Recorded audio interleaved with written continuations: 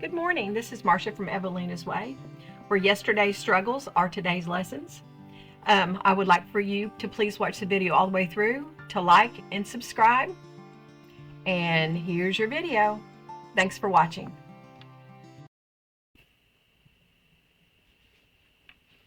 Good morning, this is Marcia from Evelina's Way.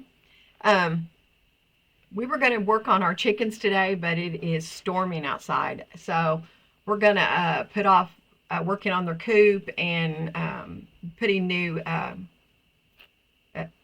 pine chips down and work on that on a day when it's not storming and raining outside.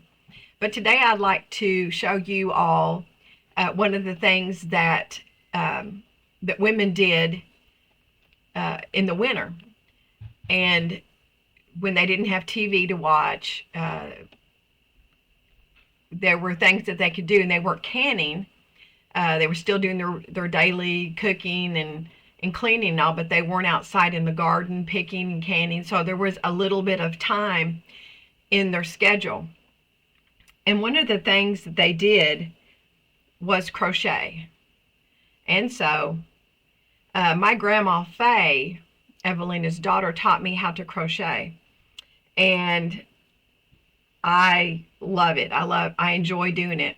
I made this for my aunt. She passed away. She had cancer, and she loved it. She loved this. And it's not big. It just went into her lap. And it was something that it wasn't super heavy, something that she could just cover with whatever she needed to do. And this stitch is not very hard.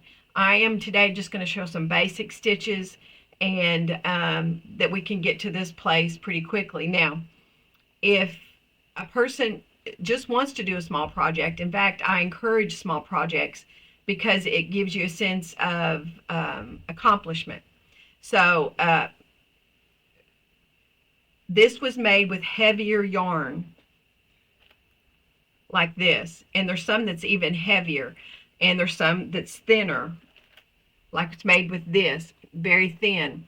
And the tool you use for that is, let me find it here, a crochet hook. This is all you need with some yarn to make these things. That's it. That's all you need, in the knowledge of how to do it. And so I wanted today to show you how to make just something very, very simple and easy. I've made all kinds of fun things, hats and all. And I made a hat for my grandma. I got my stuff going everywhere. And when she was in her late 90s, and she was kind of in a fun state of mind, I made her this hat. And even though it's fluffy and it is pretty, she loved it. She would wear it, and if it came off of her head, she'd say, "Where's that hat you made me?" And so this is real soft yarn, really soft. This is, and there's so much yarn out there, so much different things. It used to be just like one or two kinds, but this went on my grandma's head, and she loved it. And I don't know if it was really something that she loved or just something that she had fun with, but it was precious memories. And with this channel, I want to talk about memories. As we've been going through Mom's house and all of the stuff that can be accumulated over a lifetime, I just want to remind everybody that stuff does not make the memories. The memories are something that you carry with you. And the best way to show memories, or to give your memories, is to share the story to someone else. And that's one of the reasons this channel is in existence, because I don't want all the stories and all of the skills to pass without people that have lived long ago to be able to show their skills through me, because that's something that I learned from my my grandmothers and my mother, um, they were amazing. They're all different. My grandma Faye was the very we talked about her sewing, but she crocheted, she quilted. There is nothing that grandma would not try to do. She was the complete woman, if you would want to say that, as far as she could cook, she could entertain, she crochet, sew, she could do all of it. And she could work hard in her garden. And Granny, just watching her life, because she was older when I was born, and just watching her life and how she lived her life, it's like that's the kind of life that I would like, that I want to strive for. Now, I'm not really good at the hardships that can go along with a life like that, but I want to share those experiences that she had in order for us to understand the value of what we have now. And the things that we don't think we can live without, we really can. And my mother, her gift was love and compassion. She showed how to do love and compassion wonderfully. She just loved her family and loved those around about her, and tried to, she showed love. That's what mom and really of all of it, showing the love and the care and concern was wonderful. So with these three women, I hope to just share a little bit of their lives through my life and my children and my grandchildren and my great grandchild, and try and bring Evelina all the way down to Emmett, who's my great grandchild, and continue to share the legacy of all of these wonderful, strong women, and each of their unique qualities that made them who they were. My mother was not like her mother, and Grandma Faye was not like her mother, in the sense that Grandma Faye would take on anything and everything, even outside her comfort zone. When my grandpa died in 1995, she was alone, and she thought, well, that's it. But then she started dating, and she married a man, a good Christian man, in her 70s. And they lived together for 17 years and traveled in her 70s and 80s. They went to Canada. They went all over the place. And she died. My grandmother died at 98. Granny was more of a homebody. She liked being home, Evelina, and doing everything at home with the milk cow and with the chickens. And my mother was a homebody. My mother was perfectly content never ever to step outside the house. I mean, she would prefer inside, playing with her puzzles and watching her television, and having her children and her grandchildren come in and visit. She every single one of these ladies added something very special to our lives, and we're just going to add a little bit of their skills and the things that they did.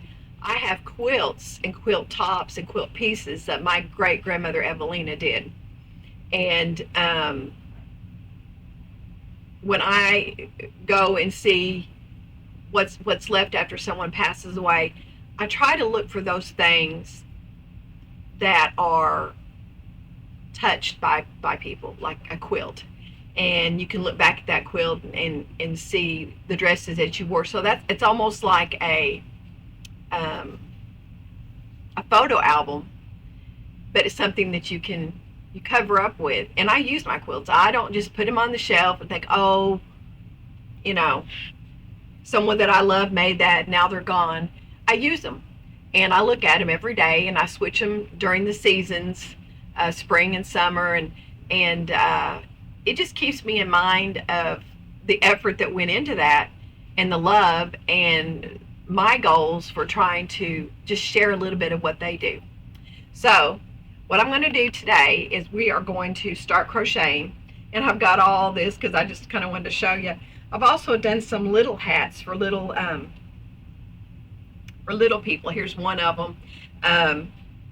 I made a blanket set for my sister-in-law's niece who had her baby, and I made a little tiny blanket, and it's a blanket that they can swaddle them in, and it doesn't take a lot of effort to crochet. So what we're going to do is we're going to start wherever I can find the start spot. I'm not exactly an organized person at all. Here we go.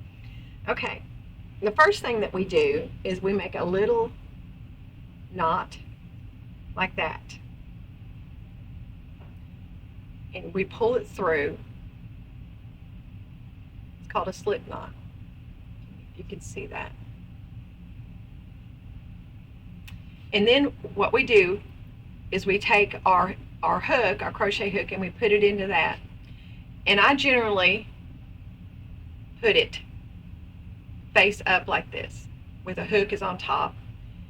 And then getting your fingers right, that's probably the more difficult thing about this.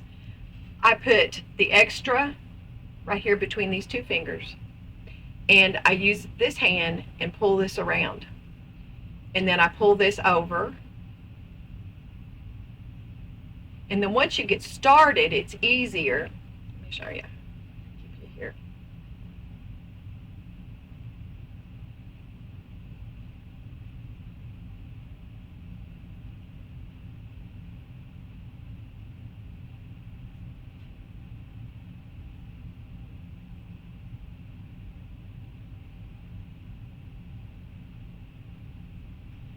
And eventually you end up with something like that. Let me show you a little bit more.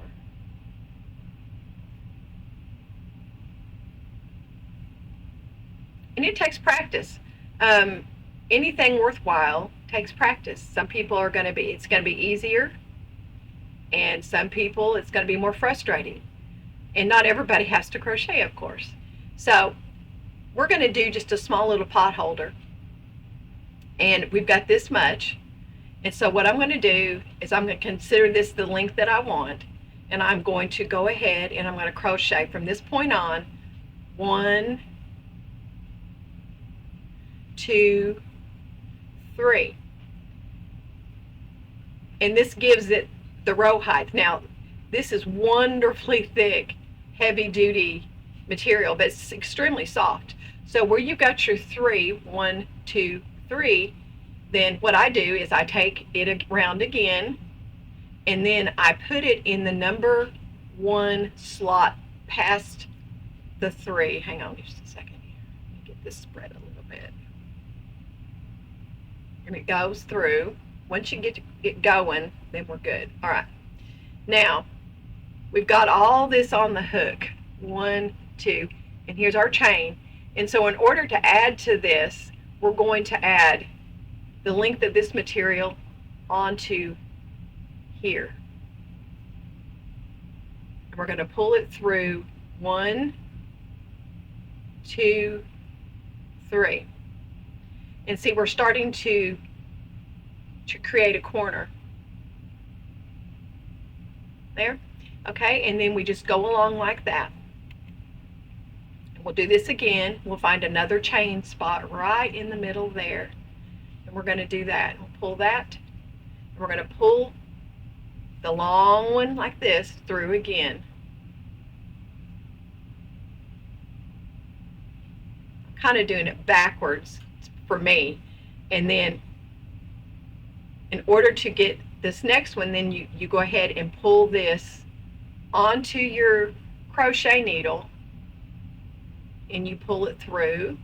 Now if you want them taller, then you pull them through each chain. But see, we've got these on here, 1, 2, 3. And so I'm going to go ahead and do an extra one, and this is called triple crochet. And the more times that you do that, the taller your row will be. So we're going to do this again. Pull it through here, pull it through here.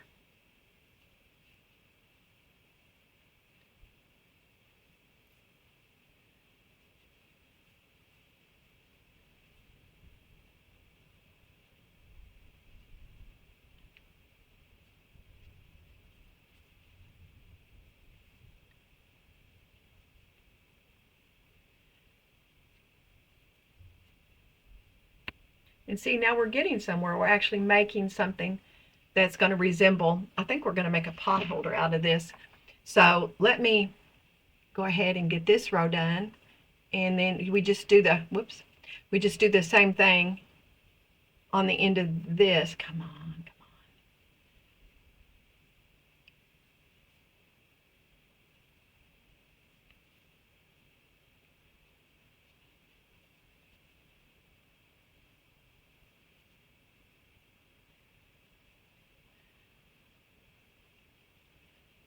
So we're actually making something that looks like material. And of course it is material, but you're taking a string and making something useful out of it, which I love that.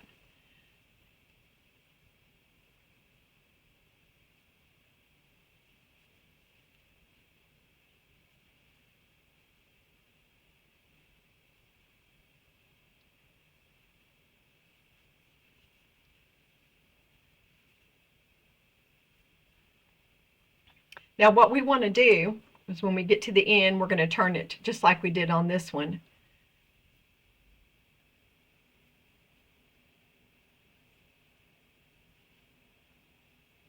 Okay, now we're to the end, as y'all can see, of this. So our little pot holder is going to be about this big. And then you do 1, 2, 3. And as you're doing that, you're taking this to make your chain. Now, when you first start crocheting, when I started my girls, my grandgirls crocheting, I just had them crochet just a chain, and it can go on forever, and you get kind of more comfortable with handling the needle just by doing a chain. But I also want to show people that you can make things. You can make things, and once you get comfortable doing it, you can make all kinds of things, and it's pretty much you teach yourself. So we went ahead and did 3, 1, 2, 3 here. We've got this hooked in like that, and then we're going to take this right here over the needle again, and we're going to start again. Put right in there, in that hole. We're going to pull it through.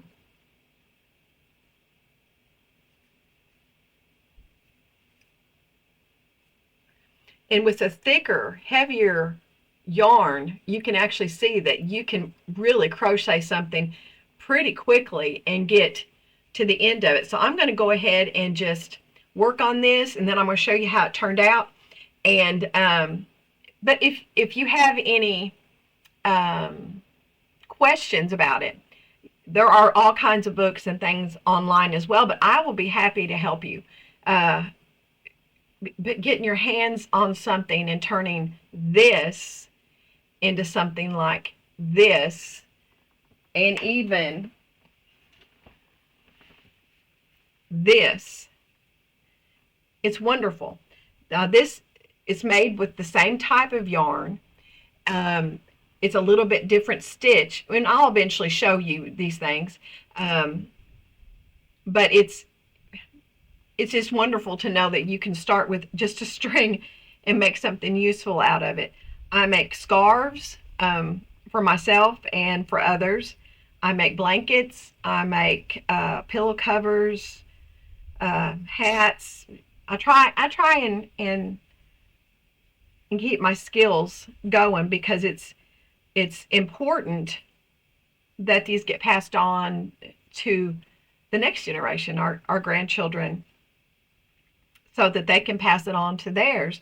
And that's how our traditions and our heredity also gets passed from one generation to the other, and with our skills. You know, my granddaughter, Lily, she is my creative girl. She picked up sewing just like that. I showed her how to thread a sewing machine, how to make a pillow, and then we went into the fabric, which was my grandma's fabric. And when she passed away, I brought it here.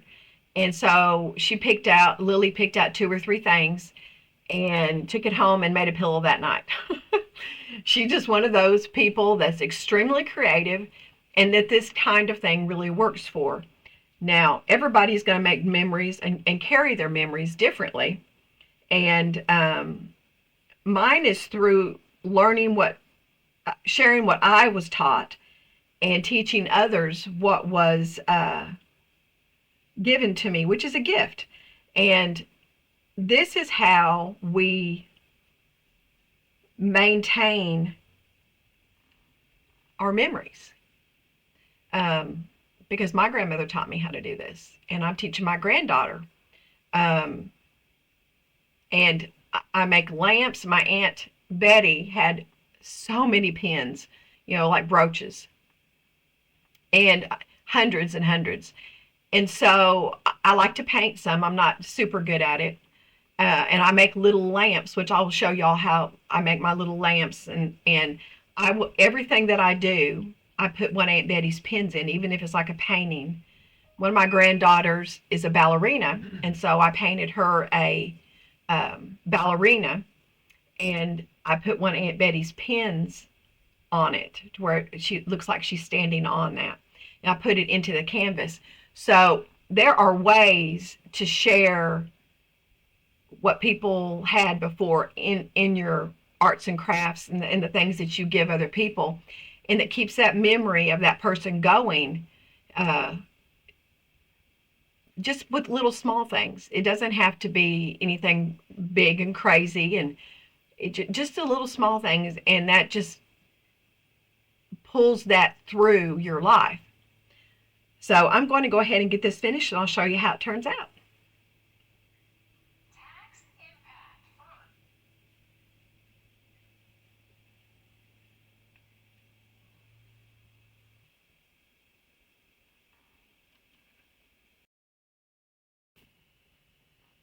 Okay, now I've got this completed, and it's about the size of a small pot holder, and it does really good. I'll pull this back here. So what you'll do at the end here is you will pull this back through,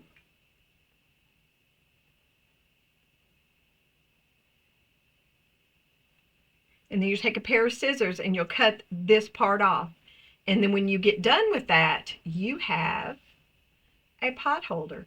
And it took 4 rows, well, let's see, 1, 2, 3, 4, 5 rows to make something that's useful. And it just takes practice. Don't give up. And you can buy yarn at Walmart. You can buy yarn most places for crafts, but you can also look at flea markets. Flea markets have, most all of them that I've been through have little tubs of yarn or something that someone who's passed away or they don't want anymore, and they'll have those for just a little bit of money. And if you're starting out and you're not sure this is exactly what you want to do, I would say that would be the best way. There are all sizes of hooks. There's from little tiny hooks that you can do like doilies and all, which I've got some of my great grandmother's doilies, to the bigger ones, and even bigger than this. It's amazing what you can do just a little bit of time and effort. And this took me 30 minutes, maybe 30 minutes. Explaining it does take a little more time, but it's really pretty. It's I have a lot of light flashback on this. Okay, but it's really pretty, and it's consistent. And don't give up. If you want to try something like this, don't get frustrated. If you get a good book on how to do this a step at a time, or you go online, there may be better ways to teach it. But I just want to show you what women would do with their time in the winter When they couldn't be outside gardening or inside canning, they would have everything canned, and they would make things. And even though this is nothing in today's society, women made quilts out of what was left of feed sack material because they needed a quilt and they needed the warmth of a quilt. So there were reasons for everything everybody did. And like I say, women took time to make a quilt, and they put the effort into all kinds of patterns. And I've got a lot of my patterns that my grandmother and my granny did that I will show you sometime when we do something on quilts. But yeah, this can be done. And if you have any questions or comments about it, please let me know. I'm happy to help, and happy to kind of point you into directions of maybe better instructions. But I just want you to know this is possible. And this, of course, this is a pot holder, but this could be a quilt. And this is very warm. Look how thick it is. This could be very warm. And even though this is more like a craft now, to them back then, this was something that kept them warm. This was, the houses weren't insulated. They heated their house pretty much with their kitchen stove. And when the fire went out in the middle of the night, you woke up cold. So when you had something heavy duty like this, then it helped a lot. They also would take water bottles, glass jars, and they would pour hot water in them and kind of wrap them in like a towel or something like this. And they would put them at their feet and try to keep the heat just a little bit longer in their beds. So we have heat and air that comes on as our temperature. If we get cold, we turn on the heat. If we get hot, we turn on the air. Back then, that wasn't, they regulated things with what they had. So this is just one more way that women took care of themselves and their families. This is Marcia from Evelina's Way. I hope you enjoyed this video. If you have any comments, please comment. And I want to just encourage you to find ways to be self-sustaining, just any one thing. And if you need help with anything, just comment and I will get back with you. And God bless you. Y'all have a great day. Thanks so much.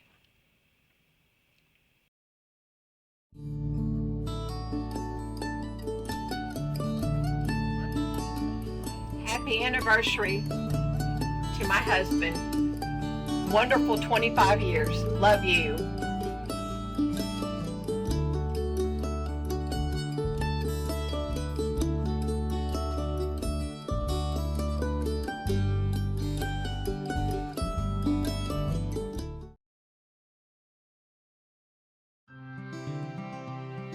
This is Marcia from Evelina's Way. Thank you so much for watching today's video.